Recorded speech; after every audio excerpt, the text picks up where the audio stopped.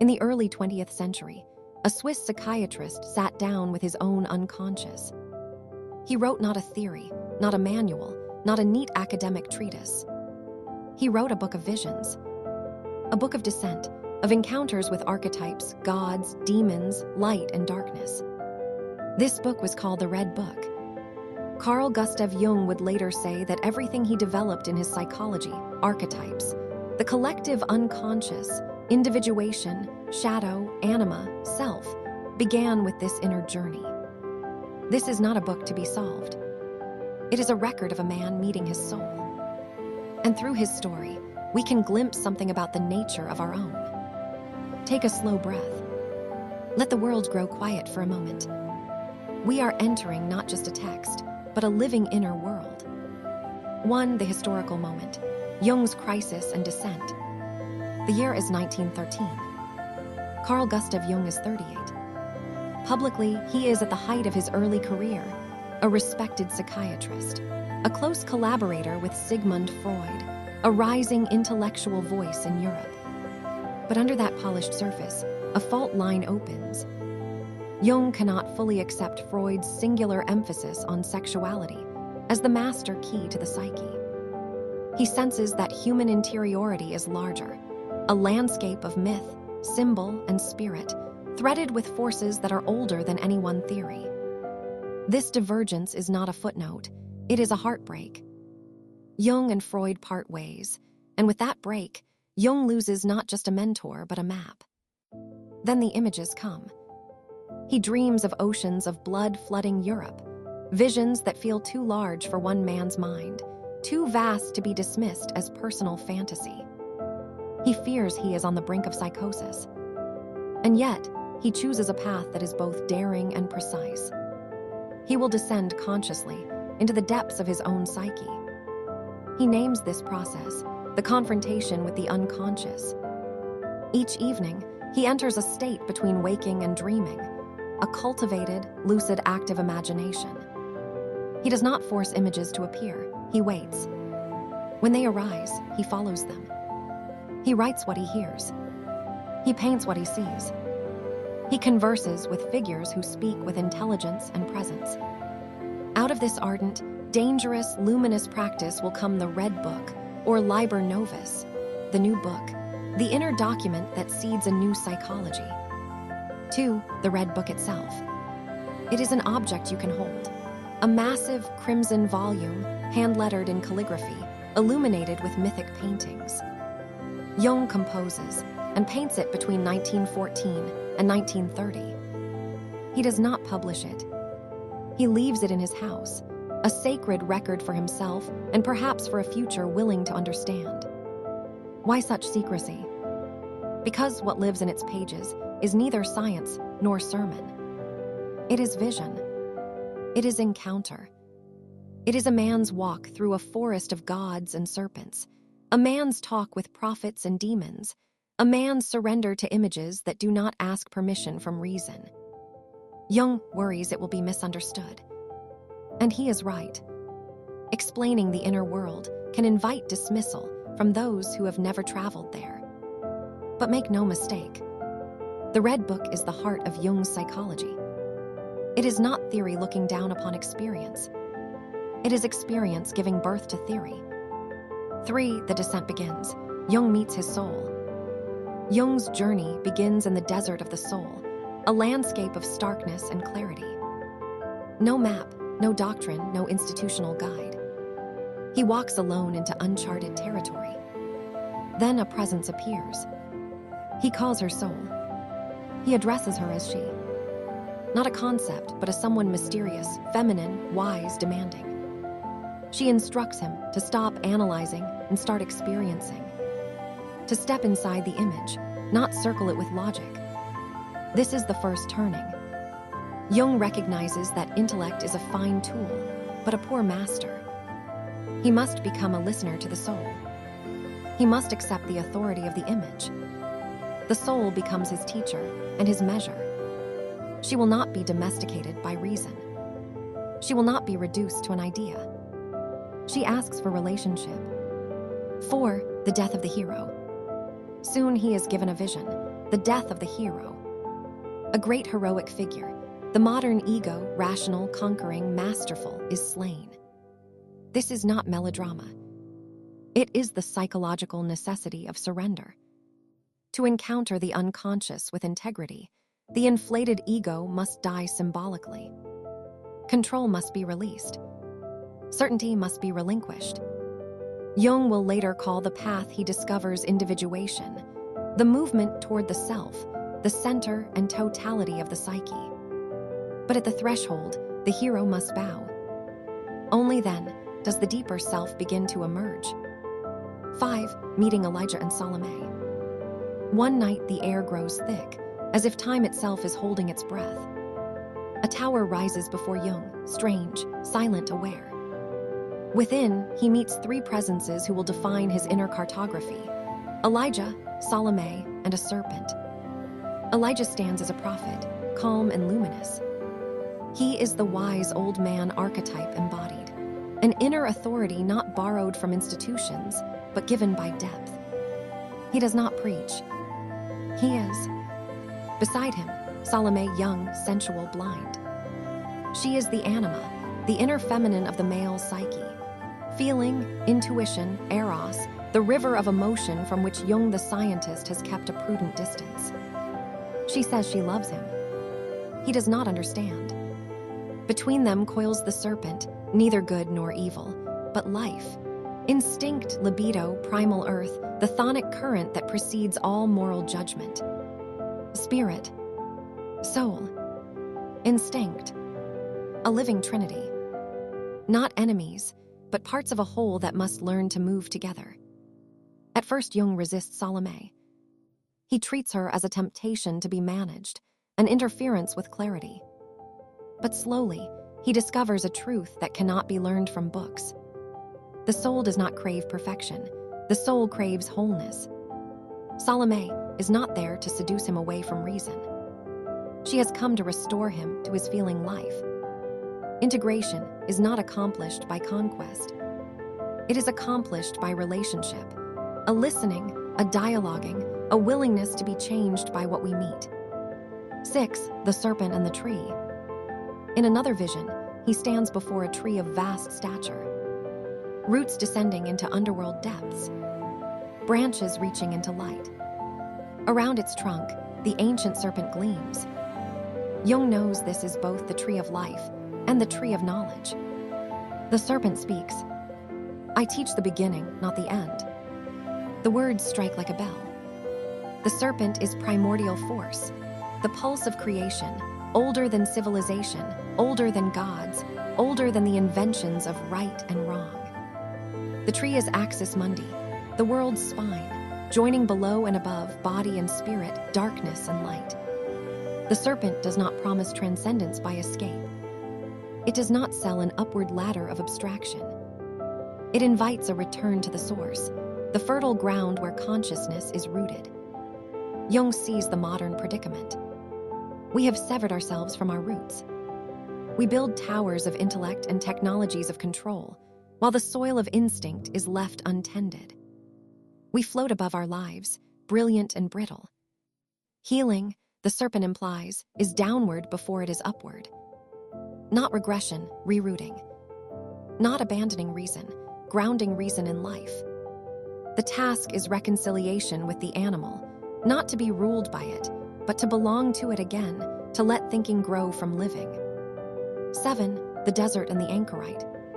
He finds himself in a desert of bleached light and long horizons. There he encounters an anchorite, a hermit who has woven together symbols of Christianity and nature into a quiet personal cultus. Here, Jung meets the spiritual problem of modernity. The old gods are no longer believable in the old ways, and new gods have not yet been born. Reason alone cannot replace soul. The anchorite tells him a simple, dangerous truth. Find your own myth. Do not borrow one. Do not pretend another person's revelation will fit your life as a living garment. Your myth must arise from the shape of your own depths. This counsel will become a cornerstone of Jung's method. Individuation is a path, not a formula. The images that will heal you are the images that visit you. 8. Confronting the shadow. Not all that visits is comforting. Many nights, Jung is met by darkness, grotesque figures, murderers, devils with shifting faces. A theater in which rage, cruelty, lust, and despair reveal themselves, not as demons invading from the outside, but as energies from within. He names this territory the shadow, all that the persona has denied, all that culture has exiled, all that the ego cannot admit without trembling. He writes the line that still startles. I must accept that the devil is also a part of God. He is not praising evil. He is recognizing wholeness. The unconscious is not a manicured garden. It is a wilderness. Light and dark are both native to the soul. Most people project the shadow. We see in enemies what we will not claim in ourselves. Jung withdraws those projections and meets the figures internally. He names them. He listens. He lets their energy move into consciousness, where it can be transformed into strength, clarity, depth. Integration is expensive. It demands the end of innocence, the collapse of the myth that we are purely what we admire in ourselves. But what is owned can be guided. What is denied rules us from the dark. 9. The Red One, God of Passion. Another figure arrives, the Red One. Fiery, mocking, alive with eros and danger. He laughs at Jung's piety. You wish to be spiritual, he seems to say, but you have not yet burned. Jung recognizes a pivotal polarity, spirit and instinct.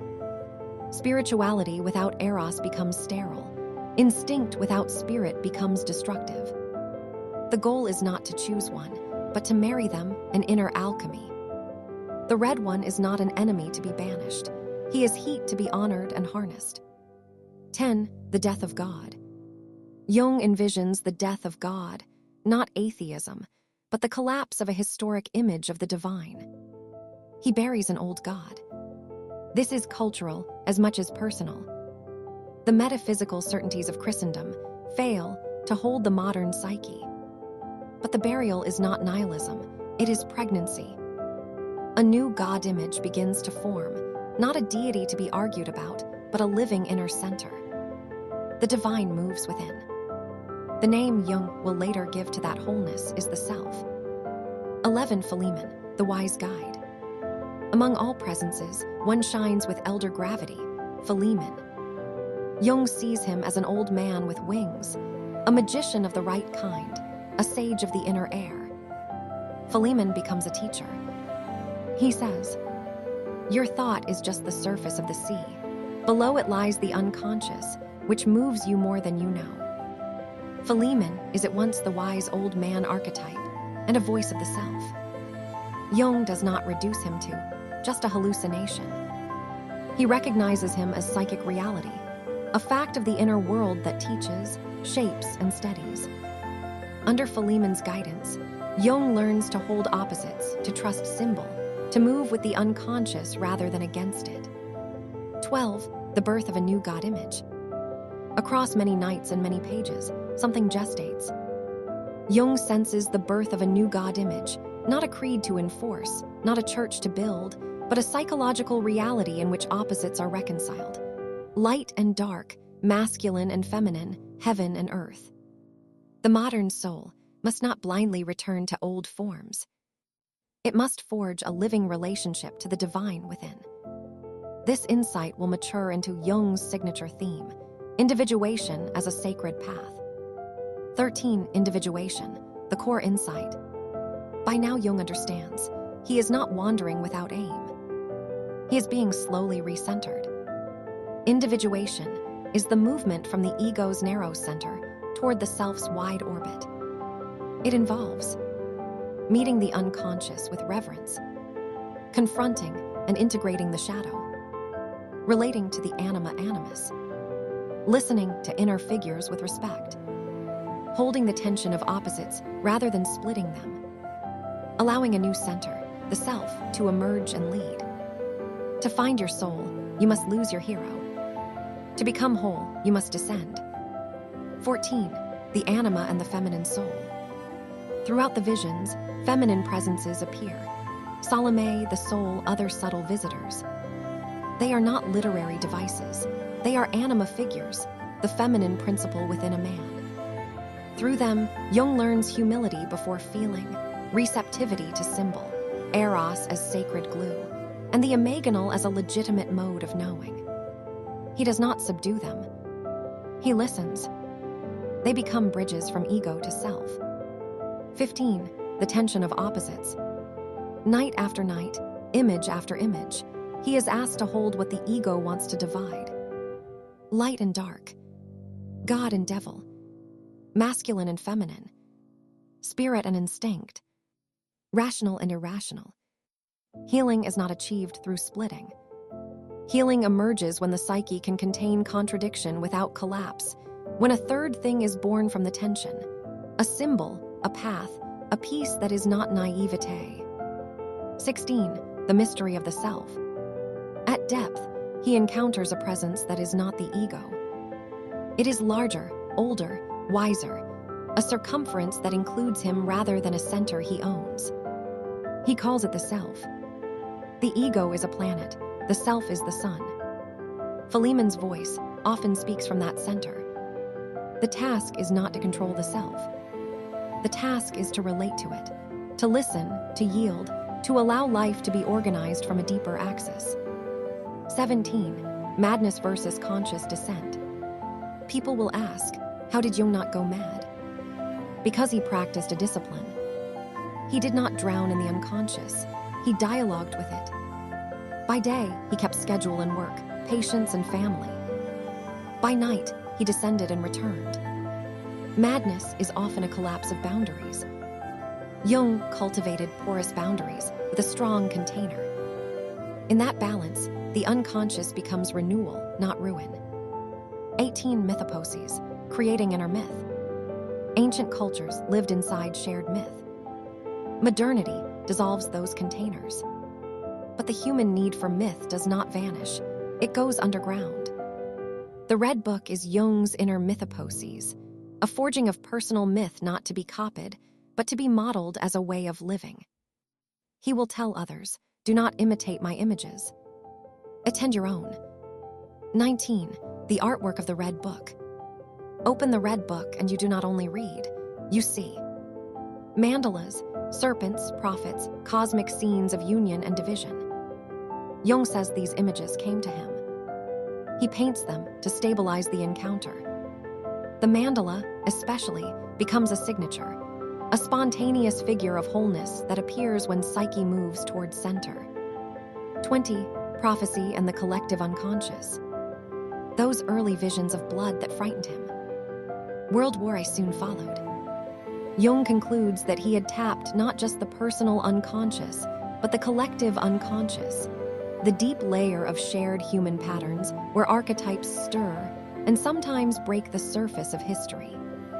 To work on oneself is, in this view, also to work quietly on the world. 21. Archetypes in the Red Book. He has not yet coined the term, but the cast is unmistakable. Wise old man, Philemon, Elijah. Anima, Salome's. Trickster serpent, the chthonic guide. Shadow, the grotesque's the red one. Hero, the one who dies. Self, the new God image. They arise spontaneously. Later, Jung will name them archetypes, universal patterns that speak through dreams, myths, and the imaginal life of every person. 22. The function of symbols, concise bridge. The Red Book is a cathedral of symbols. Jung listens first, interprets later. A symbol is not a sign. It is a living bridge between the known and the unknown. Symbols carry energy. They do not merely describe reality. They create it inside us, shifting the center of gravity of the soul. Modern life is rich in signs and poor in symbols. Jung's practice restores the inner language by which the psyche heals itself. 23. Religious language without religion. Words like God, devil, soul, spirit appear throughout. But Jung uses them psychologically. God names a wholeness. The devil names the rejected opposite. The soul names the bridge to the depths. He is not founding a new church. He is recovering inner experience. 24. The long shadow of Christianity. The Red Book is drenched in Christian image, and also pagan and alchemical echoes. Jung feels the Western myth favored light and spirit while splitting off darkness, instinct, and the feminine. His visions push him toward a marriage of opposites, a theme that will haunt his later work. 25. Alchemy and transformation. Though his scholarly work on alchemy comes later, the Red Book already breathes its stages. Negrito, darkness, dissolution, the death of the hero. Albedo, a new light, Philemon, insight, washing.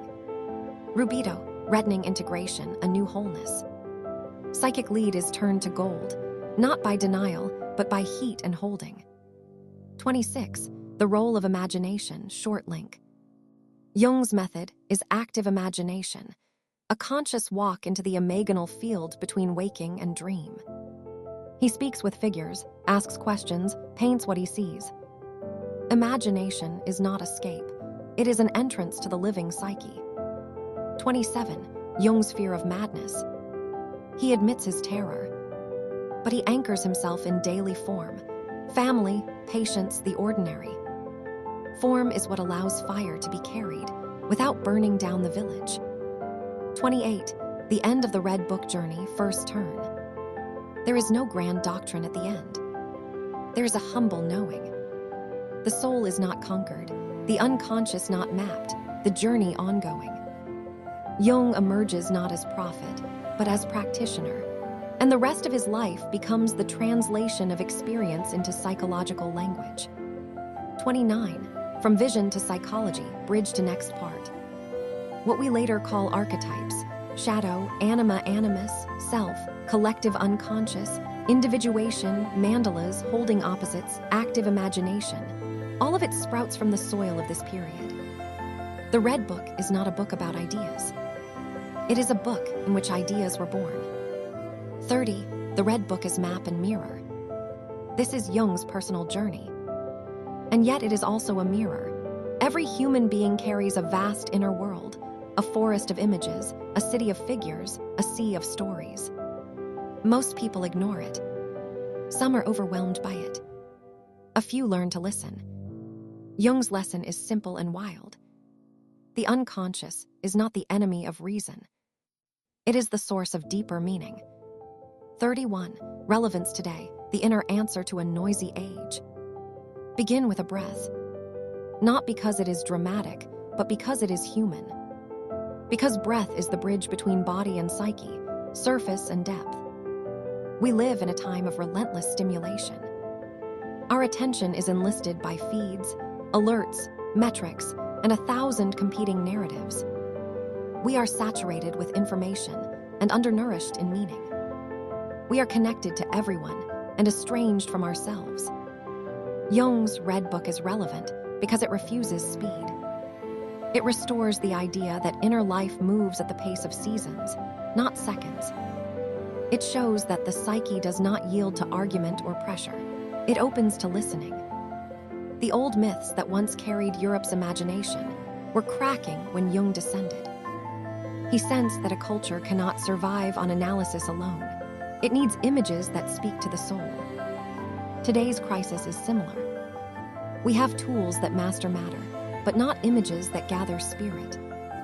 We have slogans that excite, but not symbols that transform. This is where Jung's stance matters. He did not go shopping for a new ideology. He did not switch parties or join a fashionable movement. He sat down and listened to the one authority that remained when all others failed. The living unconscious. This is not retreat. It is rooting. From that rooting, he returned to the world with language that could bridge. Science and myth, therapy and ritual, matter and meaning. Imagine this applied to modern life. A leader notices the organization is efficient, but soul-hungry. Instead of importing a trend, she convenes honest listening, stories, images, dreams for the future, and lets a symbolic center emerge that people can love, not just obey. An artist whose work has become technically perfect but emotionally Thin stops pushing for more output. He returns to his images, sketching what arrives without judgment. A new lineage appears in his work, not fashionable but true. A person in burnout stops optimizing routines and instead asks, "What is my life asking me to feel?" They listen to a dream that keeps returning. They begin a small ritual of dawn silence. They change not because a blog said so, but because the inner image demanded it. The relevance of the Red Book is that it re-legitimizes the imaginal and the symbolic as serious knowledge. It argues that the psyche is not improved by contempt. It is healed by relationship. 31. A practical orientation, adopting Jung's stance without imitation. Jung warned against imitation. Your unconscious is not his. But his stance can be learned. Slow down the surface. Depth does not shout. It arrives when noise lowers. Create pockets of unguarded time. No input, no output, just presence. Attend to what repeats. Dreams, phrases, images, aches, coincidences. If it returns, it requests relationship. Write before you explain. Capture the rawness of the image. Only later ask, what might this mean? Draw or paint the image. Give the imaginal a body. The hand teaches the mind humility. Speak to the figure. In a safe, quiet setting, address the inner presence respectfully. Ask simple questions. Let answers arise. Do not force. Keep one foot in the world. Work, wash dishes, pay bills. Form contains fire. These are not techniques to control the soul. They are manners for visiting a country, not your own. 31b. Depth as antidote to polarization. Jung wrote that what is not integrated individually returns collectively. We see it when societies split into vicious opposites, each projecting onto the other what they refuse to face within. The Red Book shows a third possibility. Hold the tension inside until a symbolic third is born. A meaning, a practice, a path that honors both truths without collapsing into either. This is not passivity. It is the hardest civic work, carrying contradiction without hatred long enough for wisdom to form. 32. The descent is personal, trusting your own myth. The Red Book is a journal, not a formula. Its value is not in the specifics of Jung's visions, but in the courage with which he met them. Your images will be your own. Perhaps you will not meet a winged sage named Philemon. Perhaps your wisdom arrives as a shoreline, a fox, a grandmother, a song. Perhaps it speaks in colors rather than words. Perhaps it moves first in breath rather than in picture. The measure is aliveness.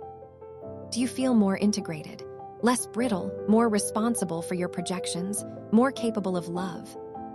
Does the image ask something of you that is both difficult and right? To adopt Jung's stance is to trust that your depths are structured even when unfamiliar. There is an ethic in the unconscious. It will not flatter the ego. It will educate it. One simple orientation. Morning, upon waking, write any dream fragment. Title it. Noon, recall a moment of irritation or tenderness. Ask, what image belongs with this feeling? Evening, 5 minutes of silent attention to the felt sense of the day. Sketch a line, a shape, a word. Weekly, choose one image that repeats. Dialogue with it respectfully. The descent is personal.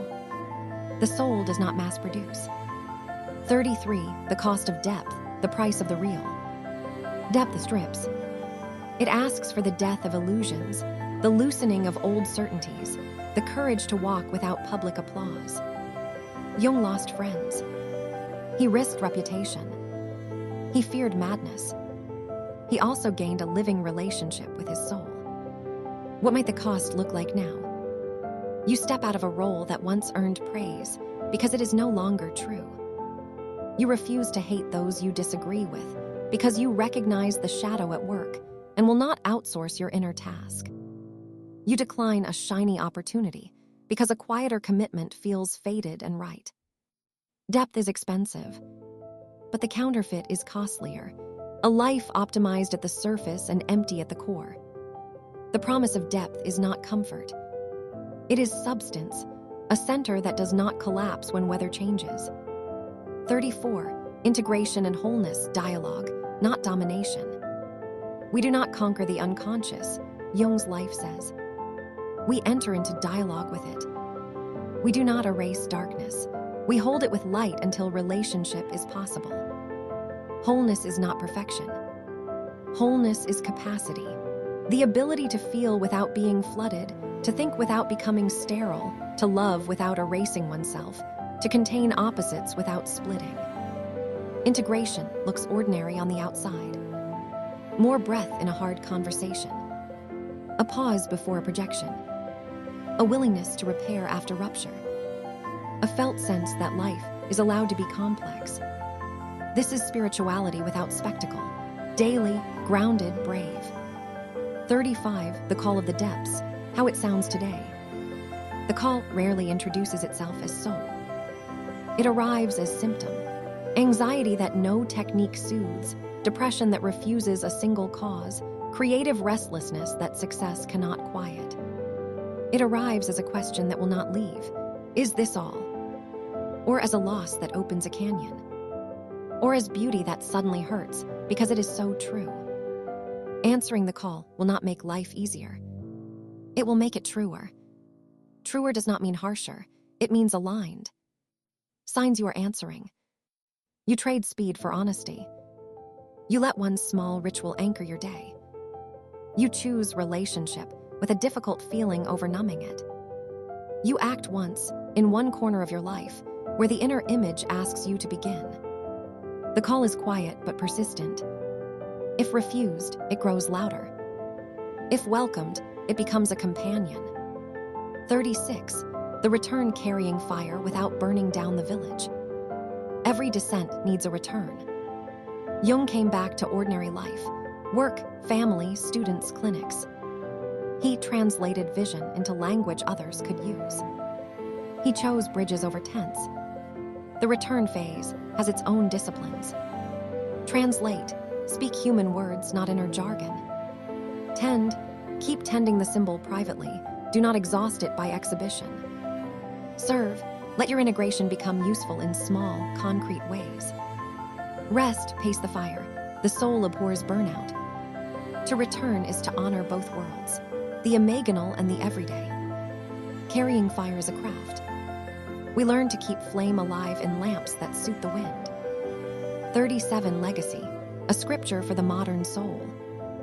The Red Book is not scripture in the doctrinal sense. It is scripture in the existential sense, a book that records a living encounter with mystery and offers a model of courage. Jung's legacy is threefold. A map of patterns, archetypes, shadow, anima, animus, the self, individuation. A method of meeting, dreams, active imagination, symbol, art, dialogue.